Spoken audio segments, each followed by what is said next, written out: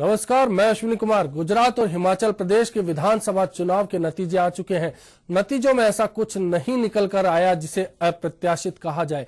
सब कुछ वैसा ही जैसे कि उम्मीद थी, चाहे नरेंद्र मोदी की हैट्रिक की बात हो या हिमाचल में 1977 के बाद मौजूदा सरकार की सत्ता से बेदखली। यहाँ सवाल यह है कि आखिर जीत किसकी मानी जाए, भाजपा की या फिर कांग्रेस की, जबकि दोनों का प्रदर्शन बराबरी यानी एक एक राज्य का रहा। क्या नतीजों को 2014 के आम चुनाव की ट्रायल माना जा सकता है? क्या ये संसद का सेमीफाइनल है? आज मुद्दा में इसी पर बात होगी। हमारे साथ है प्रदेश कांग्रेस उपाध्यक्ष राजीव अरोड़ा और भाजपा विधायक ओम बिड़ला जी।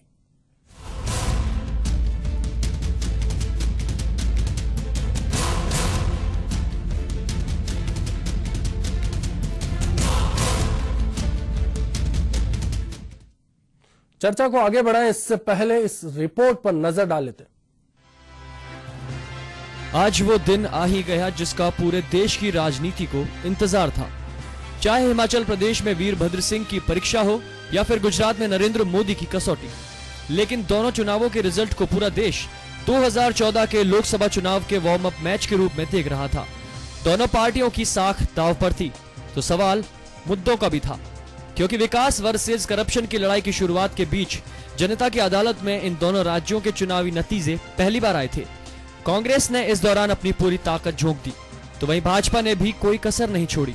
हिमाचल में प्रधानमंत्री मनमोहन सिंह समेत सोनिया राहुल ने एंटी इनकम्बेंसी के साथ साथ विकास की बातें भी उठाई, तो भाजपा बचाव की मुद्रा में बैकफुट पर दिखी। यहाँ भगवा ब्रिगेड की FDI रूपी तोप फुस हो गई, तो वहीं भ्रष्टाचार के आरोपों से घिरे वीरभद्र सिंह के विकास के गणित ने सत्ता विरोधी लहर के बीच जिता दिया। इस जीत में हिमाचल का इतिहास भी कांग्रेस के साथ दिखा। जहां तक बात गुजरात की है, तो यहाँ के चुनाव को कांग्रेस ने अस्मिता से ही जोड़ रखा था। माना जा रहा था कि मोदी विरोधी खेमे से यहाँ कांग्रेस को जरूर फायदा मिलेगा और इस बार सीटों की संख्या भी बढ़ जाएगी, लेकिन ऐसा नहीं हो पाया। संसद के सेमीफाइनल समझे जाने वाले इस चुनाव में नरेंद्र मोदी को प्रधानमंत्री पद के लिए भाजपा की ओर से आगे बताने वाली गणित को कांग्रेस ने हार का सबसे बड़ा कारण बता दिया। कांग्रेस ने माना कि दूसरे गुजराती को PM बनने के चक्कर में राज्य ने मोदी को हैट्रिक का मौका दिया। मतलब साफ है कि संसद की गणित यहां से शुरू हो गई। कांग्रेस ने मान लिया कि भाजपा ने तैयारियां शुरू कर दी हैं। कांग्रेस ने मोदी की शख्सियत को भाजपा से भी बड़ा मान लिया और गुजरात की चर्चा देश भर में छेड़ दी गई। हालांकि इस नतीजे को कांग्रेस घुमा भी रही है। इनके मुताबिक जहां जहां राहुल गांधी गए थे, वहां वहां पार्टी की जीत हुई है। उधर भाजपा इस मुकाबले को टेस्ट क्रिकेट की तरह खेलती नजर आ रही है। हर बयान को इस मसले पर सोच समझने के बाद संयम के साथ दिया जा रहा है।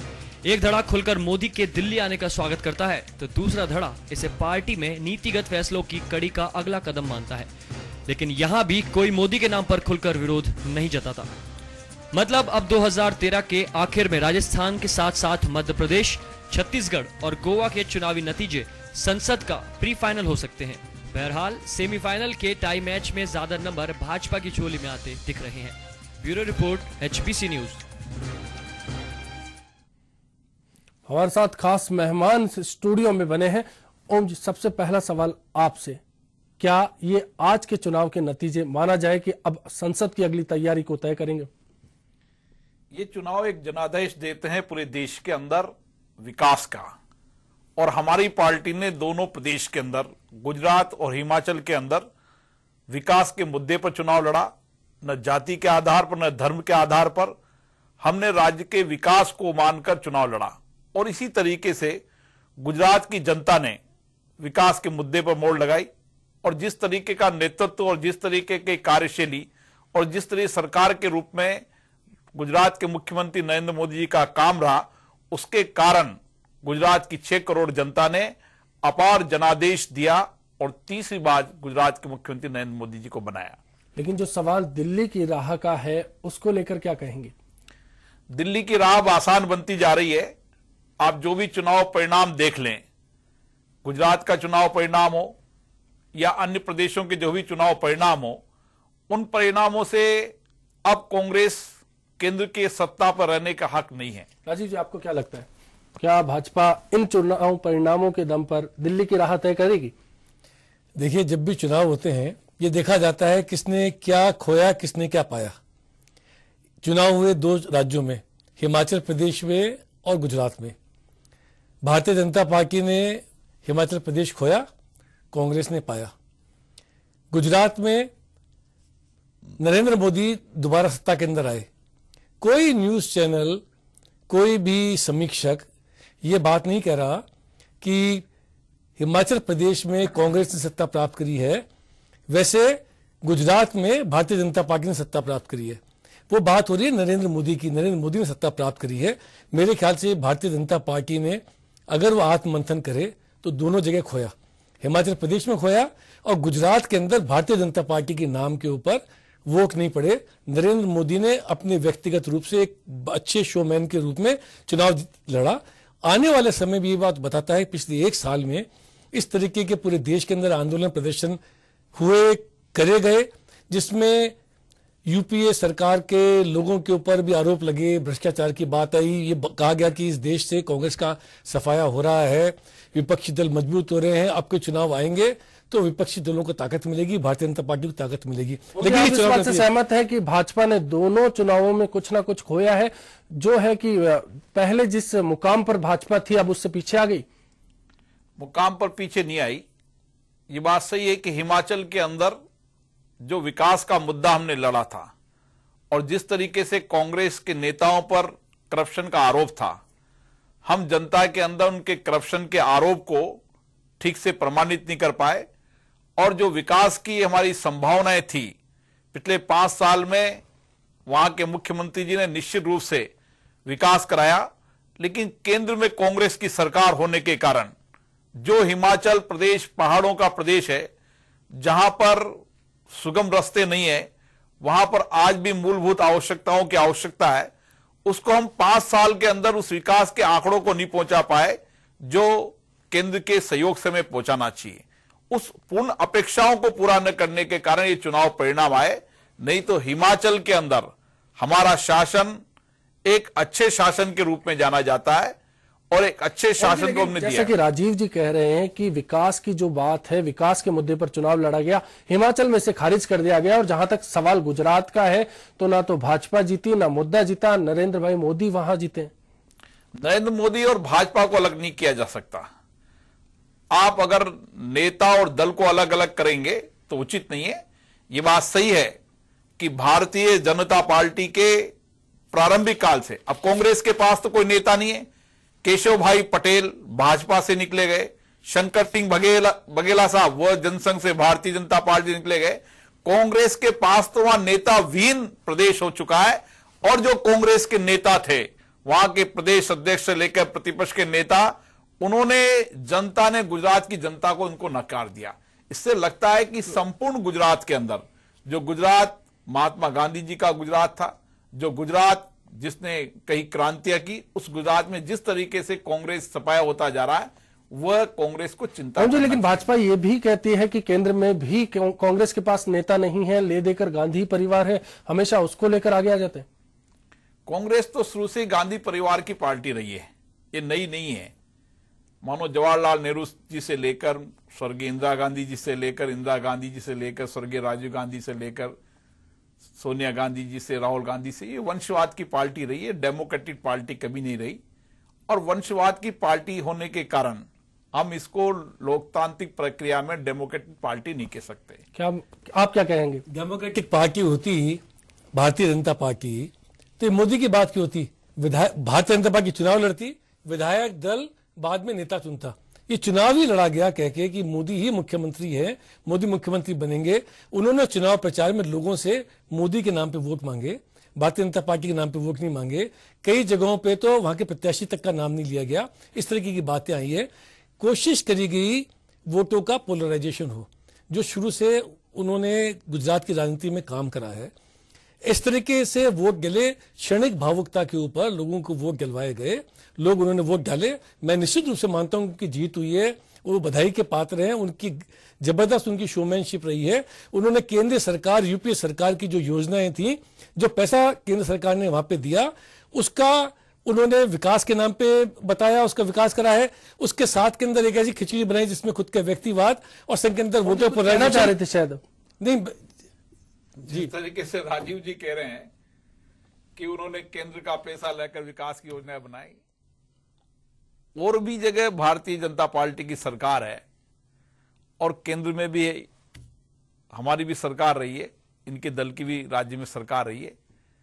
कोई पैसा केंद्र का पैसा नहीं है, ये देश की जनता का पैसा है, जो एक संवैधानिक व्यवस्था बनी रखी है कि इनकम टैक्स का पैसा, सर्विस टैक्स का पैसा अपने अपने स्टेट को अपने अपने हिस्से में बढ़ाया है।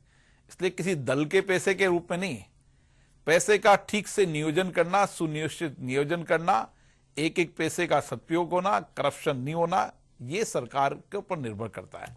और नरेंद्र मोदी जी ने इन सारे के एक एक पैसों का उपयोग किया। आज पूरे स्टेटों को देखते हैं तो गुजरात अगर एक स्टेट अलग बना दी, जिसके अंदर विकास की सारी संभावनाओं को देखते हुए उन्होंने ठीक नियोजित तरीके से गुजरात का विकास कराया। आज आप देख लें, राजस्थान में अशोक गहलोत जी की सरकार है। हालत यह है कि जहां पर पर्यटन की बहुत संभावनाएं थी, जहां इंडस्ट्रीज की बहुत संभावनाएं थी, वहां हालत क्या है? गुजरात और राजस्थान ये एक सराउंडिंग स्टेट है। आज गुजरात ने एक एजेंडा बनाया कि 3-5 साल के अंदर हमें पर्यटन के उद्योग को बढ़ावा देना चाहिए। आज राजस्थान से ज्यादा पर्यटन उद्योग हो गया। इंडस्ट्री सीधा आप पर सवाल है, जिस तरीके से उन्होंने डेवलपमेंट किया, जिस तरीके से उन्होंने यहां पर राजस्थान के अंदर, जयपुर के अंदर प्रवासी सम्मेलन में आकर जिस तरीके से पूरे उद्योगपतियों का उनके प्रति आकर्षण और जिस तरीके से उद्योगपतियों को वह योजनाएं बनाकर राज्य के विकास की, देश की विकास की योजनाएं बनाते हैं, इससे लगता है कि एक विजन है मुख्यमंत्री का, और उस विजन के कारण आज गुजरात राजीव जी बिल्कुल आप पर सवाल खड़ा हुआ है। अशोक गहलोत जी की सरकार ने जो निर्णय लिए, जो नीतियां बनाई, जो योजनाएं बनाई, मुझे बताया गया कि वो वहां के घोषणा पत्र के अंदर शामिल करी गई। इस बात को देख के कि राजस्थान में बहुत अच्छा काम हो रहा है, चाहे निःशुल्क दवा की योजना हो, जननी शिशु सुरक्षा हो, इस तरीके की बहुत सारी योजनाएं यहां से ली गई। हम इस बात पे नहीं जा रहे कि यहाँ पे राजस्थान में क्या हो रहा है। बात हो रही है गुजरात हिमाचल के चुनाव की। भारतीय जनता पार्टी के लिए वास्तव में आत्ममंथन की आवश्यकता है। केंद्र के चुनाव आने वाले हैं 2014 के अंदर। अगर उसकी बात देखी जाए तो यह मालूम पड़ता है कि एक युवा मतदाता बहुत तेजी से बढ़ रहे हैं इस देश में। वो चाहते हैं, क्योंकि आज इंटरनेट का युग है, पूरी दुनिया ग्लोबल विलेज बन चुकी है। मेरे ख्याल से जो पिछले 5 वर्ष के अंदर जिस तरीके के आर्थिक सुधार और जिन मुद्दों को हम लेके आगे बढ़ना चाहते थे, एक कोलिशन सरकार की मजबूरियों के कारण उनकी वो तेजी नहीं आ पाई। ये बात हर कोई जन जानता है, हम भी स्वीकार करते हैं, हमारे शीर्ष नेताओं ने स्वीकार करी है। मेरे ख्याल से आने वाले 2014 के चुनाव के अंदर देश का युवा एक ऐसी पार्टी को वोट डालेगा जो इस देश के अंदर शासन लेके आ सके और आर्थिक सुधार की गति को तेजी से बढ़ा सके। क्या लगता है वो पार्टी कांग्रेस? वो पार्टी इसलिए भारतीय जनता पार्टी नहीं हो सकती क्योंकि हमको कर्नाटक का नजर आ रहा है कि क्या होने वाला है। पूरे देश के अंदर किसी पार्टी का अगर प्रचार प्रसार हो, मैं तो खुद कह रहा हूं, जब बार बार बात उठती है कि गुजरात में नरेंद्र मोदी अगर चुनाव जीत जाएंगे, 140 सीटें आएंगी, दिल्ली में प्रधानमंत्री के दावेदार होंगे, वो नहीं हुआ। सीटें कम हुई, कांग्रेस की सीटें बढ़ी, कांग्रेस का परसेंटेज बढ़ा। और क्यों नहीं, अगर वो सबसे बड़े नेता हैं, जो बीजेपी के से भी बड़े हैं, तो क्यों नहीं प्रोजेक्ट करती उनका नेता के रूप के अंदर, प्रधानमंत्री के रूप में? हम तो स्वागत करते हैं, प्रोजेक्ट करें। एनडीए कितने दिन तक जुड़ी रहती है, कैसे गुजरात के बाहर उनको बहुमत मिल पाता है, कैसे लोग उनको स्वीकार करेंगे, कैसे लोग गोधरा को भूल जाएंगे? मेरे ख्याल से अभी बहुत प्री मैच्योर है सारी बात करना। गुजरात के अंदर भारतीय जनता पार्टी। आप काफी मुस्कुरा रहे हैं, लगता है दिल में कुछ उठ रहा है इस मसले पर। राजीव जी कह रहे हैं कि हम आर्थिक सुधारवाद और हमारी केंद्र की योजनाओं के आधार पर हम देश के युवाओं में एक नई पहचान बना पाएंगे। आप गुजरात के अंदर, हिमाचल के अंदर 2 चुनाव आपके हुए, आपने उस चुनाव को अच्छा होता, कांग्रेस केंद्र की उन योजनाओं के आधार पर, गैस की सब्सिडी के आधार पर, एफडीआई के आधार पर, इन मुद्दों पर जाकर गुजरात के अंदर, हिमाचल के अंदर जनमत मांगती। उसी पर लड़ा चुनाव में। अगर उस आधार पर जनमत मांगती, उन्होंने हिमाचल में कहा वीरभद्र सिंह हमारे मुख्यमंत्री होंगे, कभी नहीं कहा। कांग्रेस ने कभी भी यह कहा कि हम कभी भी मुख्यमंत्री घोषित करके नेता नहीं लड़ते, लेकिन उन्होंने तय किया कि वीरभद्र सिंह हमारे नेता होंगे। करप्शन, वहां पर करप्शन के आरोप वीरभद्र सिंह के थे, लेकिन जनता की ज्यादा विकास की अपेक्षाओं के कारण वहां हम सत्ता में नहीं आ पाए। गुजरात के अंदर, हिमाचल के अंदर केंद्र की एक भी नीति के कारण कभी भी कांग्रेस ने चुनाव नहीं लड़ा। और जहां तक राजस्थान की योजनाओं